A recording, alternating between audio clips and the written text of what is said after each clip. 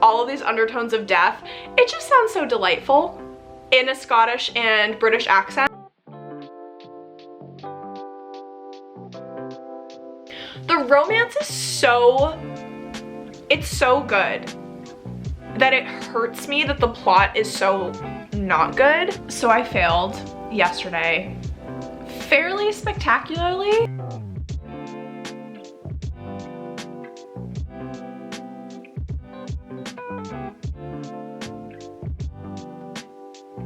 Hello, my reading angel bestie queens. I hope they're having the most wonderful day of your entire stinking life. Welcome or welcome back to my channel. We are starting a reading challenge vlog. I'm going to be reading at least 150 pages every single day. I'm not in a reading slump. Like, once I'm actually reading my books, I'm living my best life. I'm loving it so stinking much. My issue is actually holding myself accountable to sit down and read. I don't know what it is, just not prioritizing reading. So I'm hoping that this challenge will hold me accountable, as it usually does. Let's go through the books that I'm gonna be reading. I may need to add more books to this list because I'm planning on doing this for 7 days. So the books that I'm currently reading, I have Heavenly Bodies by Amani Aru. I am already 160 pages into this book. I'm about to start chapter 17. This is our September book pick for the Who Did This To book club. That's the book club that I run on the app called Fable. Linked in the description box below if you would like to join us. Is it perfect? No, but I'm really enjoying myself. So I'll tell you a little bit more about this in my next reading update. Then we have Library of Shadows by Rachel Moore. I got this last week when it came out, and I've been dying to get to it. It's a YA academic setting, spooky, haunted library type moment. I can't stick and wait. And then I do have an audiobook. I'm listening to Immortality, and that is by Dana Schwartz. It's the second book in the Anatomy of Love story, duology. That is the TBR so far. So I hope that you're excited. If you are, please be sure to give this video a big thumbs up, subscribe to my channel. Let's talk quickly about some reading updates. Okay, so starting with Heavenly Bodies. This is a celestial fantasy romance. In this world, we have stars, and the stars are immortal gods that all have a different power. It's super inspired by zodiacs and things like that. We have the country of Helios. It's super sunny. Each country, it seems like, has their own little color palette and stuff too. So Helios has a lot of peachy oranges and apricot colors and golden yellows. There's also Neptuna. Oh my gosh, I can't wait. We haven't been introduced to all of the countries quite yet, but they all just sound so cool. Our main character, her name is Alara, and she is from Asteria. That is a country whose color palette is navy blue, dark blues, lavender, periwinkle. And her powers are shadow things. She is a shadow mommy, and we love that representation because shadow daddies, yes, we love. Shadow mommies are something I never knew that I needed, but I'm so happy that I'm getting introduced to them. So Alara's powers, she's still kind of mastering her powers. She had to basically escape as a refugee from her country because a god decided to come in, destroy her palace, her kingdom. She was the princess. So she's escaped to Helios, which is an enemy country. They've made a deal. They've agreed to shelter her, but only if she trains with their prince to become almost a weapon of mass destruction, it seems like. So that way, if the god that took over her kingdom decides to continue his reign of terror and start to attack other kingdoms, they will have Alara to help defend them. The settings in this book, the descriptions of the settings, gorgeous. The world that Amani Aru has created is beautiful, stunning. I love everything about it. I want to live there. And then 20% into Immortality, we're returning to story 1. So this is a book about Hazel in the 1800s. She is a high society woman, but instead of becoming a wife like everyone else in her position does, she wanted to become a surgeon. And it kind of talks through the origins of the surgery field, which were quite dark and disturbing because they used to practice on cadavers, I guess, which they still do. However, they didn't really have access to cadavers. I don't think they were officially named that quite yet. So what they would do is grave rob recently dead bodies and practice on those with the help of resurrection men. So Hazel finds a resurrection man who's willing to help her. She is absolutely outcast. She's not welcomed into the field of surgery because she's a woman. There's a lot of themes of feminism. There's a lot of themes of what's right and wrong and how do you start to cross that line, especially because this is a medical field. So it's like, oh, they're doing this for the good and the betterment of medicine, but that line gets very blurry and it gets really weird and disturbing in certain situations. So I'm not sure how much I'm going to be able to say about the second book because it picks up where the last one left off, and the last one ended on a massive cliffhanger. However, I'm enjoying it so much. I didn't read the first book with the audiobook. I read it physically. This one I do have the audiobook for, and it is so charming. It takes place mostly in Scotland. So our female main character Hazel and the narrator has a Scottish accent that is just so beautiful that even when they're talking about resetting people's broken arms and surgery, which is really gross and disgusting to listen to, I really don't mind it. I'm having a really good time with how grotesque it is and macabre. This is a very Gothic written duology as well, and I love Gothic writing. There's all of these undertones of death. It just sounds so delightful in a Scottish and British accent. I am just absolutely loving it so much.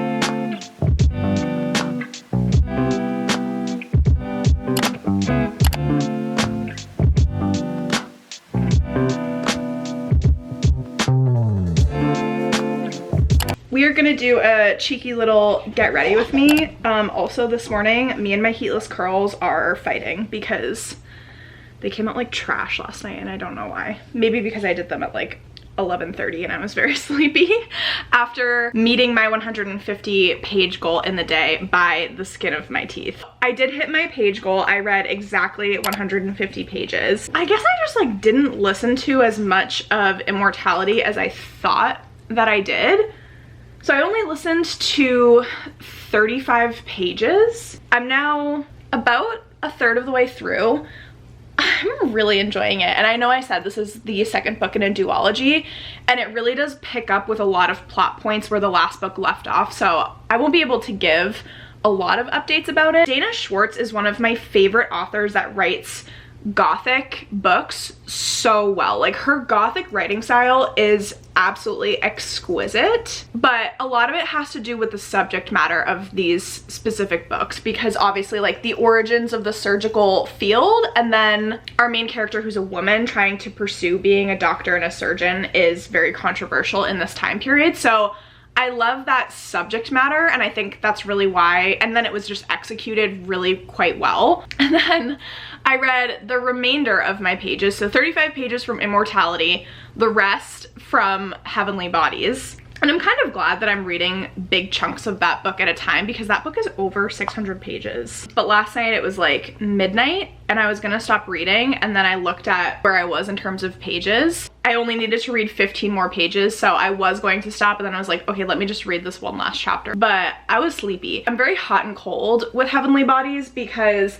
I think the beginning of the book was kind of meh. Like it wasn't anything super special for me. I am really enjoying the setting and the world that Imani Aru has created. Her characters are like a little back and forth with me. I have moments where I really like Alara, and then I have other moments where I'm like, what are you doing? The gods in this world, the stars that are immortal, extremely powerful, have a lot of power and control over mortals and a lot of control over magic. They really remind me of the fates that are in Stephanie Garber's books, both the Caraval series and the Once Upon a Broken Heart series. The gods just don't really care about mortals. Like they're gonna do whatever they want. They're troublemakers.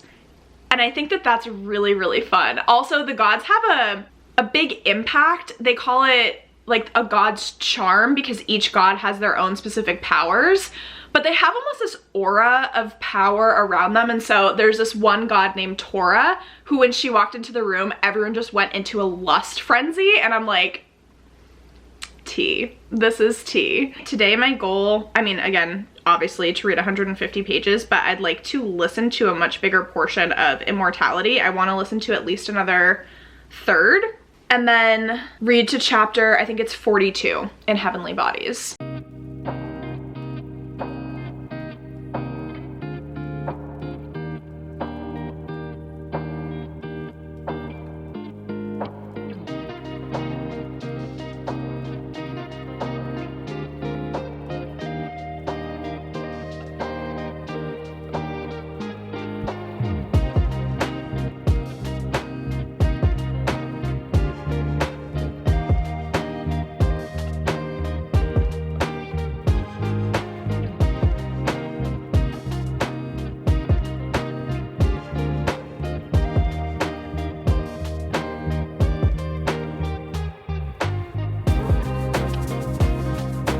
She was a reader yesterday. So I read 190 pages of Heavenly Bodies. I stayed up until 2:45 in the morning because I got to where I was supposed to end my section for the day and I couldn't stop reading the stinking book. I am now on page 480. I only have this much left. I think my Kindle told me I have an hour and a half left of this book, so I'm gonna try to finish this today. And then I also listened to 116 pages of Immortality as well. What is this? What was yesterday? Day 2 of this challenge. I read 306 pages. But let's talk a little bit about how I'm feeling regarding Heavenly Bodies. The plot is so average, honestly a little below average. I would say plot is about a 2-star, and the chapters that are super plot focused I really don't like. And then I got to the chapters that focus on the romance and I, like I mentioned, couldn't put it down and I read until 2:30 in the morning. The romance is it's so good that it hurts me that the plot is so not good. It's such a slow burn because right now I'm 80% of the way through the book and we've gotten a lot of angsty tension scenes, not all of which were my favorite, but the one that we got last night in chapter 46 was an entire moment. So that's how I feel about that. And Immortality, I want to know where the heck Jack is. I'm not going to give any context to that statement unless you've read Anatomy of Love Story. You're going to have no idea what I'm talking about. But there's so much going on with the plot. Not saying that it's not interesting and not saying that I'm not enjoying it. I absolutely am. I think it's tea. We found out about this kind of like secret society that is questionable of whether or not they're good or bad.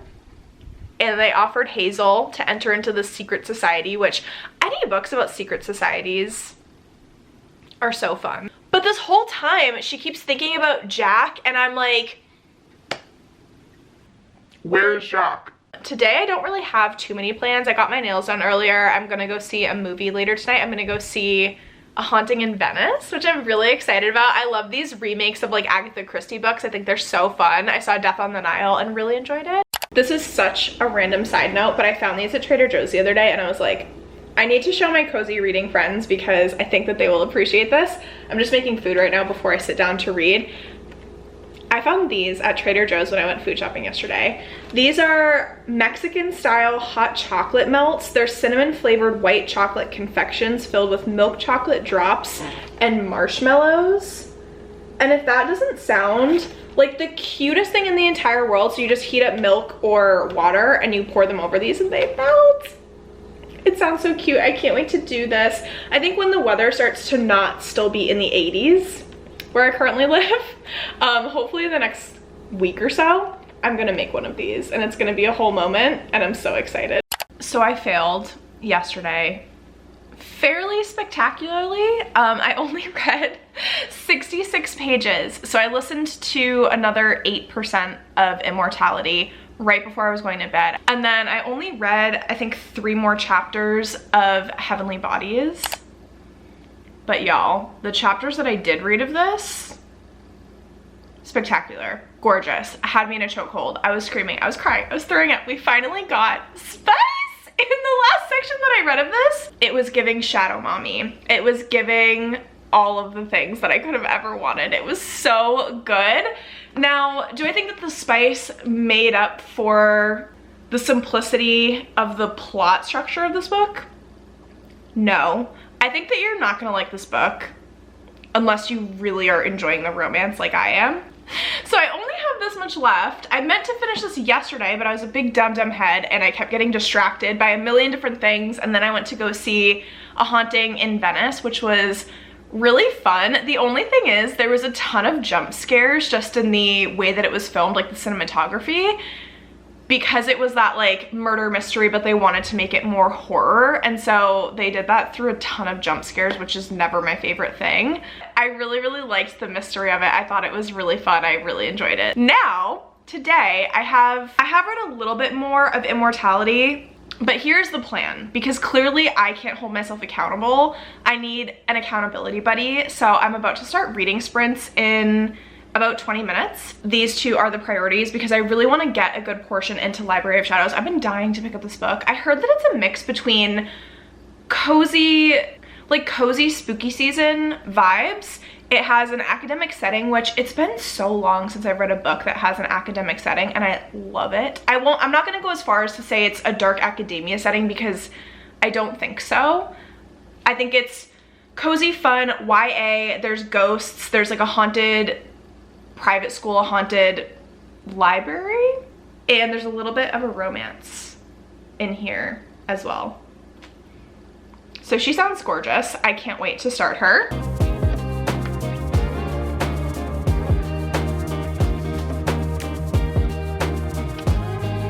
I have finished Heavenly Bodies, and why did I love this romance so much? But the plot was just not it. I ended up giving this book 4 stars because with how obsessed I am with Enzo, not even, like, I like Alara and I really like her powers, but like her as a person, she's kind of like a dumb female main character, if I'm honest. But Enzo and the way that he treats her like an absolute queen, love him so much. And the ending of this book, I was emosh. I was shook that I was getting so emosh because 75% of the way through this book, I was not really like emotionally attached. I was kind of just along for the ride. I'm very conflicted about whether or not I'm going to read the next book in this series. I feel like if I do end up reading the next book, I'm gonna be there just for the romance and not for the plot. Okay, so I read 60 pages of this today. I started Library of Shadows, so I am now 62 pages into this book. And let's talk about this for a second, because if you liked Truly Devious, I think that you would really enjoy Library of Shadows. It gets right into the haunted, creepy library vibes. You get right into the ghostiness. I actually liked how quickly we jumped right into the plot.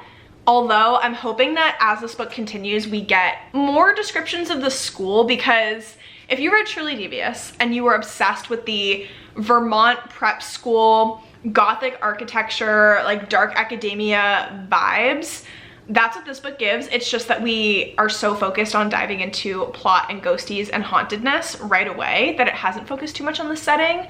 But in books like this, give me like the lush descriptions of the building and the dusty books in the library. We are at Radcliffe Prep, which is the 3rd most haunted school in the country, where student disappearances aren't uncommon and no one dares stay in the library after dark. Our main character is Este Logano. She enrolls with the hopes of finding her dead father. Not literally, of course. She doesn't believe in ghosts. Going to her dad's school just seems like her best hope at figuring out who he was. But then Este meets Mateo, who is maybe, probably, definitely a real ghost. I'm going to continue reading this. I only have about 30 pages left to hit my page goal for the day. I have listened to a little bit of Immortality today, so I haven't counted those pages towards my page goal. But the goal, I would say, is to get to page 100 in Library of Shadows. And then before I go to bed, I'm going to do the same thing I did last night, where I listened to Immortality to fall asleep.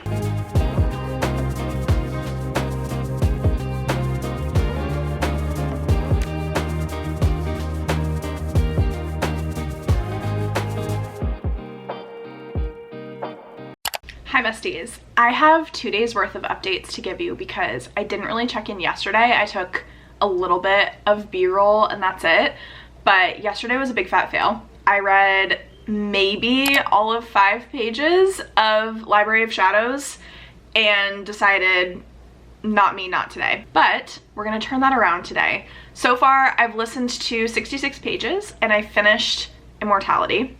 I found the book, unfortunately, to be very average. And thinking about the duology as a whole, no spoilers, the story would have been much stronger if the first book had just been a little bit longer and we got a conclusion to the plot that happened in the first book. Because essentially what happens in this duology is you get one plot in the first book and then you're following the same characters in the second book with a different main storyline attached to it. I felt like the storyline in the first book was so much stronger.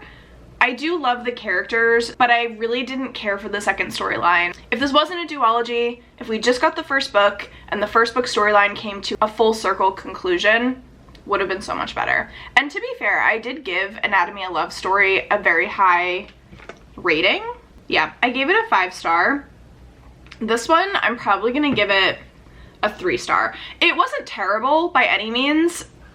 I think if you really enjoy the characters from the first one and the same themes, it hit a little bit heavier on the feminist themes in this one as well. I just found myself really bored. I do have a couple other audiobook options. I'm debating whether or not I want to start one of them today because it would be helpful to have something to listen to while I work. I do have Tom Felton's autobiography called Beyond the Wand. It's only 7 hours. And this is a book I'm going to, I think, very casually be participating in the Upside Down readathon. I've been going a little bit back and forth about it because all of the books that I want to read for the Upside Down readathon are not on my September TBR, and I do have quite a hefty September TBR. And they're all books that I do really want to focus on and read. So I was like, do I participate in the Upside Down readathon and have to like stray from the TBR that I set for myself?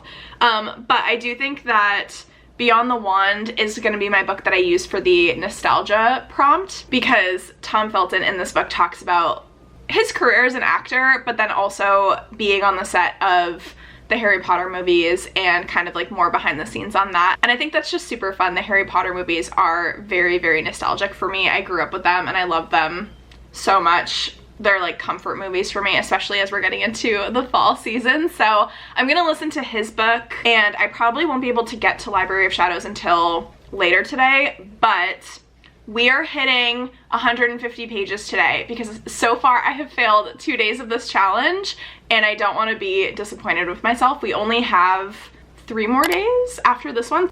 I have only finished 2 books, so we're gonna finish some books.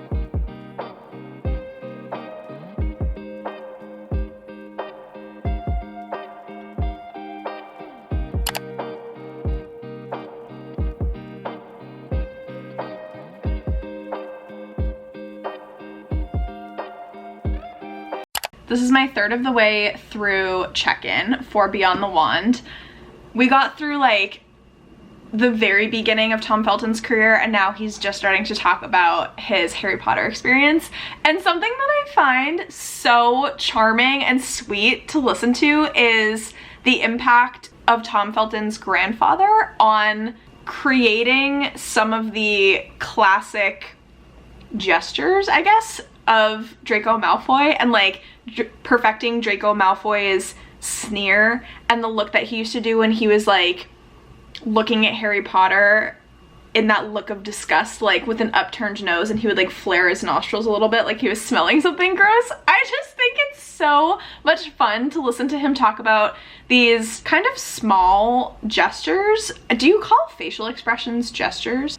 It was just so delightful to hear that his grandfather helped him to like do those little things to really make the character come to life that much more. I think I mentioned I find Tom Felton so charming and so endearing. I also think it's hilarious that he talks about how he got mistaken for Macaulay Culkin for like a really long time when he was young after they dyed his hair blonde. So funny.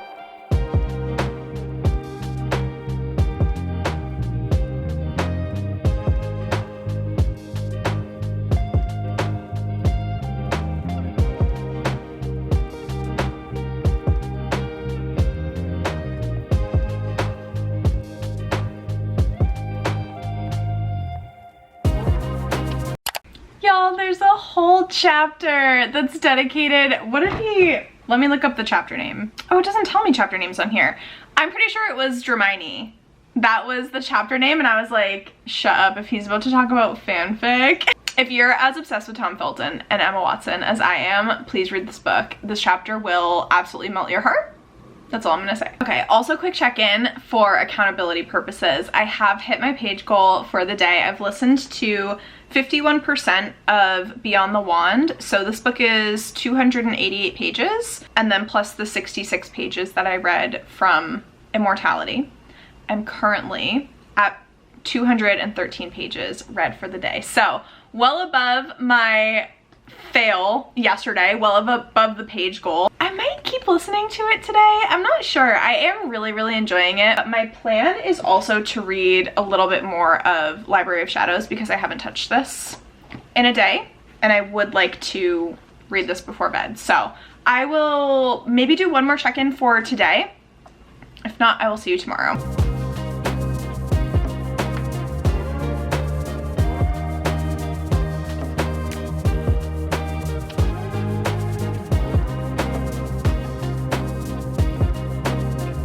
I have some very positive news from yesterday. Basically, I was a reading machine and I read 414 pages. So that's wonderful. I basically couldn't sleep last night and listened to the remainder of Tom Felton's book. So that was 288 pages. And then I read up to page 130 in Library of Shadows. Okay, let's talk about Tom Felton's book first because it was incredible. Also, listening to his audiobook felt like listening to him on a podcast because each chapter he touched on something different, and even though it was a very coherent storyline, he talks about the beginning of his acting career into the HP movies, the people who really influenced not only his acting but his life, and then also what it was like growing up under this kind of spotlight. I need to start reading Draco fanfic, like Dramini fanfic, because it just sounds like a whole moment, and I haven't read literally any at all, but that's so besides the point. I really enjoyed that book. I also think it brought me to a very nostalgic place when he was talking about a lot of the behind the scenes from being on set. It was just so cool, and like his interactions with some of the big name actors that were in the HP movies, like it was just wonderful to listen to. I don't read nonfiction a lot, but I'm very happy that I picked that one up. Library of Shadows. So like I said, I'm 130 pages into this. I feel like I gave some general thoughts and feelings, but I am loving the way that ghosts are portrayed in this book. It is so cool. The library is so cool. It is so autumnal academia vibes. I'm not going to classify it as, I mean, I guess you could technically class it as dark academia because I think for dark academia you need macabre, themes of death, overall like dark atmosphere. It does technically check those boxes, but the mood and the tone of this book are not dark academia. It's giving lighthearted, it's giving fun, it's very jokey. It talks about doing a seance in the library with a whole Bath and Body semi-annual sale. The descriptions are really great. I think there are a lot of alliterations in this writing, which I eat up. I love every second of it. What surprised me was how much swearing there is in this book. Our main character, Este, definitely swears a lot, and there was like the F word that was dropped. Not that that bothers me by any means, but where this is targeted as a YA book, I was like, there's not usually swearing in YA books. I wanted to read 200 pages. Honestly, if I read 200 pages and get to page 330, I'm gonna have like 20 pages left of the book. So I'm like, should I just try to finish this today? But that feels very intimidating. So I'm not sure what I'm gonna do. I guess I should just honestly stick to my 150 page goal. And then if I feel like reading more, perfect. If I don't, I don't.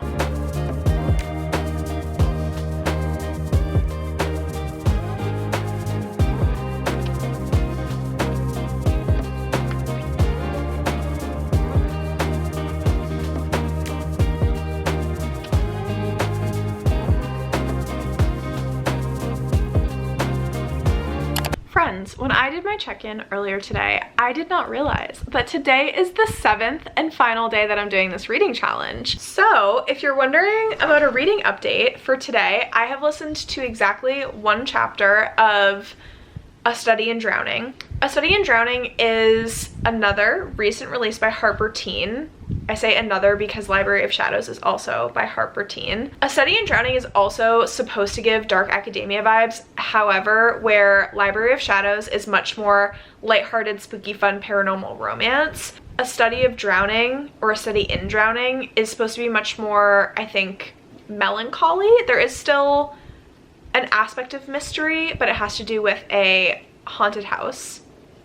I guess haunted house and haunted school / library, they're quite similar. I don't know why I thought that I had 2 more days of this challenge and not just 1, but then I was editing this vlog. I've been editing as I go, and I was like counting the days. I'm like, wow, I got that wrong. So my goal is to read more of Library of Shadows so I can give you some final thoughts on this book, and that way hopefully I can finish this tonight. I know that that's kind of a lofty goal. However, if I could finish 4 books in this reading vlog, that would be amazing, especially since one of them was 600 pages. So I will check in first thing tomorrow morning with an update. We're gonna manifest. I'm gonna hit my 150 page goal, but not only that, I'm gonna go above and beyond, and I'm going to finish Library of Shadows. Hello friends, I'm here to close out this reading vlog. So yesterday I hit exactly 150 pages. I waited until before bed to read Library of Shadows, so I did hit my page mark and I am now almost done. I only have this much left, but I wasn't able to finish it. However, I did want to give some updated final thoughts on this book because it's so good. If you're looking for an academic setting, paranormal romance, I know I've said some of this before, but this is so atmospheric for fall. We started to get, I think I mentioned in the beginning when I first started reading this book that my hope was we would get a lot more descriptive details of the setting. So I really wanted some descriptions of the library, of the school, of the books, of the spire, of all of these things, of the history of the school. And we've started to get that. Not only that, but the way that the ghosts are playing into the story. I really like our main girly pop. I've never been so jealous of a loner who just hangs out with ghosts and is in love with a haughty ghost boy. I want to trade my high school experience for her high school experience, okay? It's so fun. I highly recommend this one for spooky season if you're looking for something for the end of September, going into October. This is gonna be such a good read. Okay, so total pages read in the last 7 days of reading 150 pages per day. I read 1,290 pages. I finished 3 books, 2 of which were audiobooks.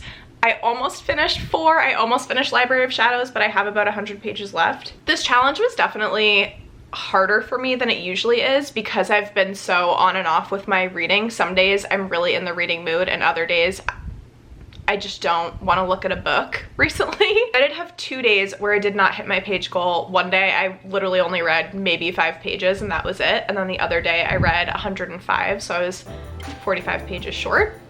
But I think that this was a successful challenge. I hope that you enjoyed watching, friends. If you did, please be sure to give this video a big thumbs up, subscribe to my channel, and let me know what's been your favorite book that you've read in September so far. Bye!